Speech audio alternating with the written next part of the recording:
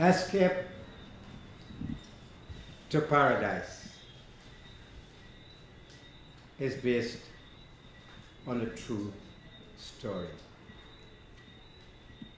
about little Lizzie who left Barbados 2 years after emancipation. She was being terribly treated by her former master and mistress. And she decided to stow away to Demerara on a schooner from Barbados to Demerara. In those days, it wasn't difficult to stow away. There were no security as we know it today, back in 1840. So Lizzie, on the cover of darkness, on the night before the schooner left Barbados, she snuck on to the schooner and made her way around, searching for somewhere to hide during the journey from Barbados to Guyana. She saw a cabin, gently knocked on the door. After a while, the door cracked, a little space, and the human voice, the voice of an elderly woman. "Hey, so you going here? What are you knocking on my door for?" Lizzie responded, Could I come in, please?" Why you want to come in my cabin for?" "Because I need your help. I don't have any money to travel to Demerara. I have to leave my home at Mrs. Gallup and Mr. Gallup because they've been treating me so badly. If I stay there, I will certainly die." The door opened fully and Lizzie entered. "Sit down over there," said the big woman. "You have to tell me why you want to stow away, because this is not the right thing to do. You have to pay." "But I don't have any money, and would you please help me, because Mr. Gallup and Mrs. Gallup, they treat me so badly. I know I would die if I stay with them. Please help me." "So what? What about your ma and your pa? You don't have any parents?" "No, both my mom and my dad, they died in the cholera. I'm alone, I have no one. And they're taking advantage of me. Please help me. Could I stay with you?" "All right, you look like a nice child, and how old are you?" "I'm 17. "Okay, all right. Look, I'm going to Demerara because my son, he bought his freedom, He bought his freedom before slavery ended, and he traveled to Demerara, and he's living in Demerara. I get letters from him every 6 months.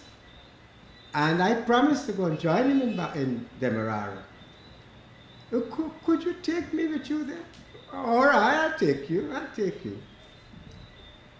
The sun had risen and the schooner had set sail.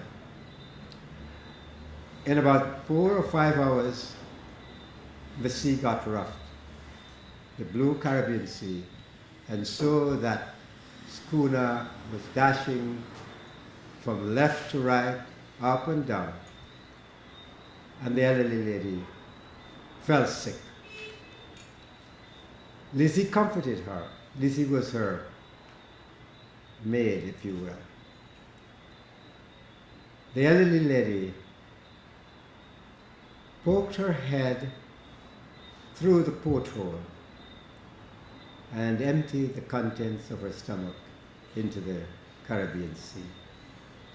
She came back and lied down on the bunk, and Lizzie was the one who took care of her. You are an angel, you.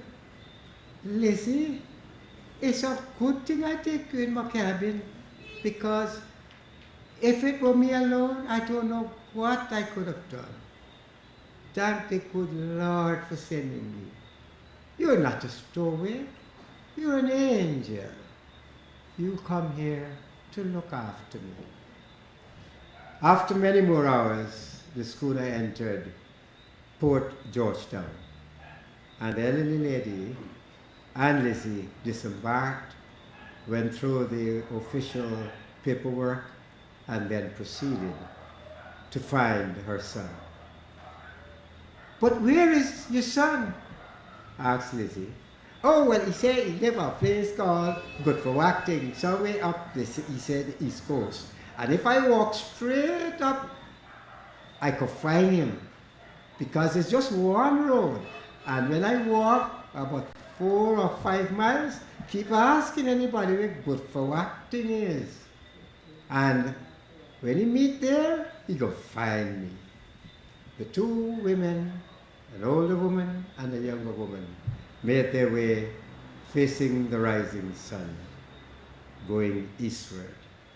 When they got to Good for Wacting, it wasn't difficult for them to find the elderly lady's son. They embraced each other. Lizzie stood by, feeling all alone. Suddenly, the young man asked his mother, "Who is she? Is she with you?" The mother said, "Yes, she stowed away, and I had to keep her in my cabin. You see, she'd been badly treated in Barbados, and she had to run away. But she's an angel, my son. She's a wonderful child. And she looked after your mother when I fell ill on the boat, you know."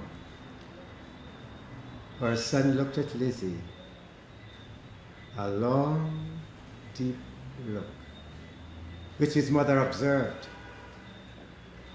She asked him, "Son, you attached to any female?"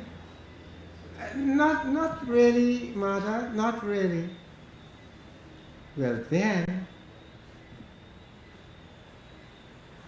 Lizzie, there was no need for any further conversation. The young man took Lizzie's hand, looked her deep in her eyes, and embraced her. Many years later,